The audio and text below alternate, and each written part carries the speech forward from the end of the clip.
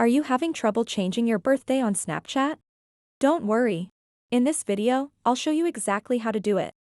I'll cover all the details step by step so that you can easily update your birthday in a few quick and simple steps. So make sure to watch this video until the very end to learn how. To get started, open up the Snapchat app and then tap on the Bitmoji profile icon at the top left corner of the screen. After that, tap on the gear icon at the top right corner of the screen.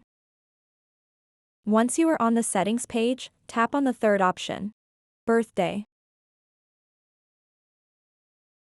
So now what you want to do next is tap on your date of birth. And you'll get this. So go ahead and adjust and select the exact date you want. One thing to keep in mind is that you can only change your birthday a limited number of times, so choose carefully. Once you've done that, simply tap Continue. And then it will show you a pop-up with your date of birth and your current age. Just tap OK to confirm it. So that wraps up this tutorial.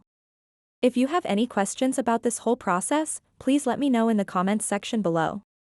And if this video helped you out, please give it a big thumbs up and subscribe to this channel for more tutorial videos like this one.